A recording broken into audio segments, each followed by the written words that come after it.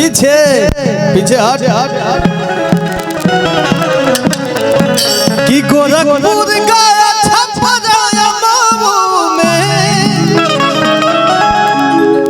आ गोइलू गाजीपुर गोंडा लखनऊ में हर कोनो सवाब नहीं मिला मिला मिला मिला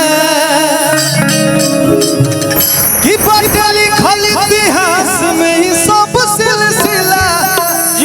अपर खंड हो या जिला बबुआ से हिला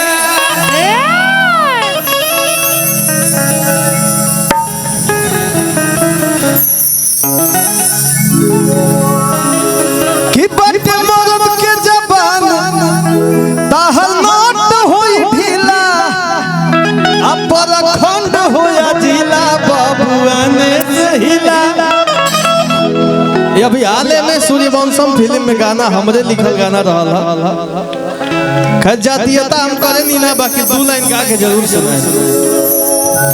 कि गोरखपुर गया छपरा गोइलू गाजीपुर गोंडा लखनऊ गोरखपुर गया छपरा गोइलू गाजीपुर गोंडा लखनऊ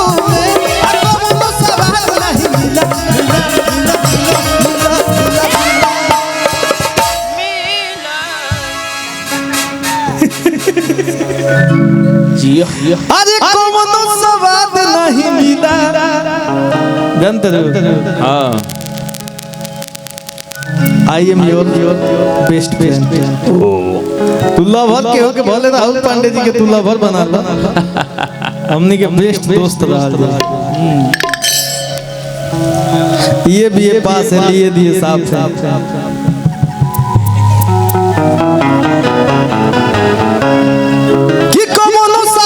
नहीं मिला मिला मिला मिला पटली खल इतिहास में ही सब सिलसिला अपर खंड हो या ढीला बबुआ से हिला अपर खंड हो या ढीला बबुआ से हिला अरे बट टाइट कहल है अब पूरा नोट होई ढीला बट टाइट शरीर कहल नोट होई ढीला खंड हो या ढीला बबुआ से हिला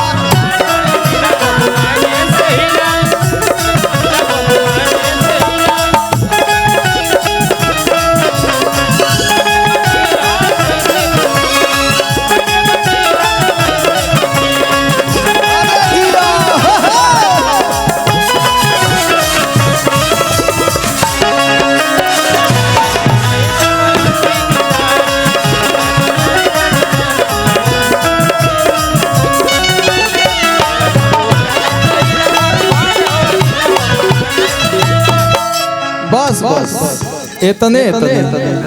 इतने इतने गान तो ढेर गाना मत बा बहुत बा किधर जाया वो नहावा खिया दी हो हरियर की ओढ़निया से भाई कहे के बाद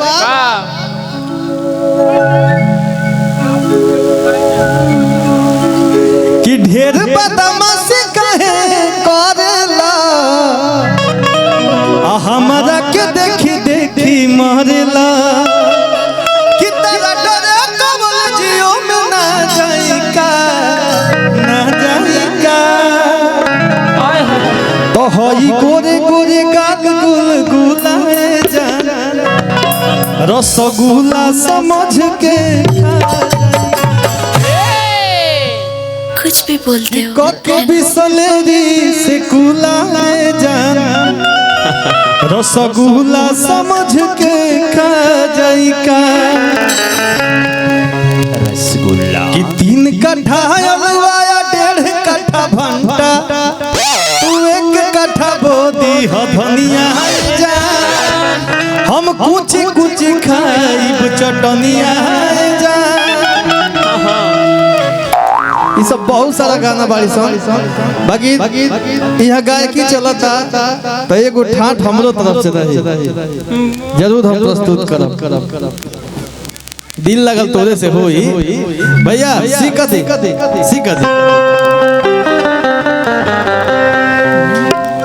ये गीत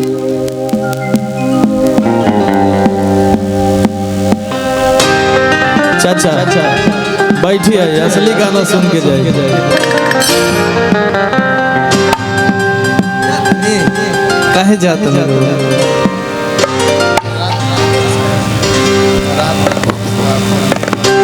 सैड सॉन्ग के फरमाइश आई भाई है रउआ टाइप के सैड सॉन्ग सुनावत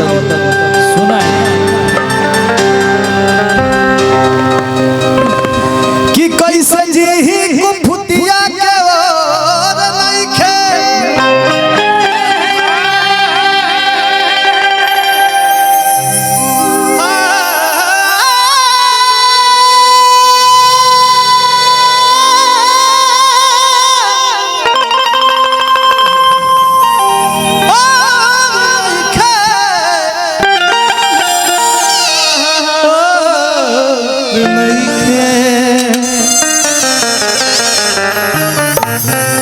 कि कैसे जी कुफुतिया के ओर नइखे अरे कैसे जिंदगी जहां जोर नइखे मन स्वार्थ समुंदर में निकाह डूबल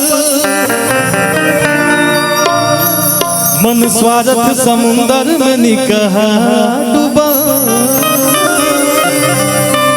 कहीं रउए बताई कहाँ तोर मोर नइखे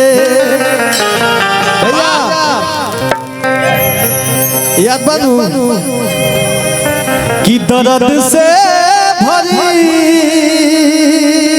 गई जिंदगी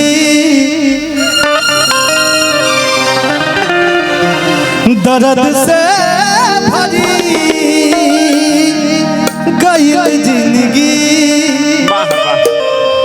कैसे मुस्कुराई हम दर्द से भरी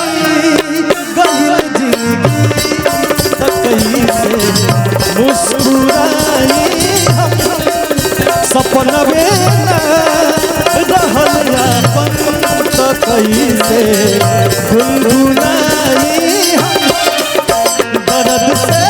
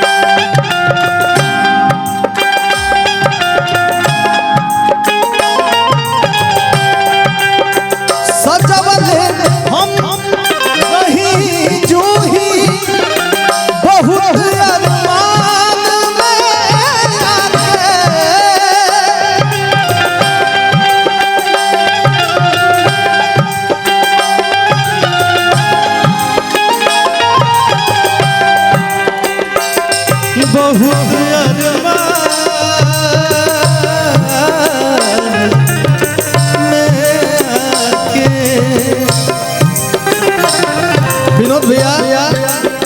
मगर जब झरी गईल गजरा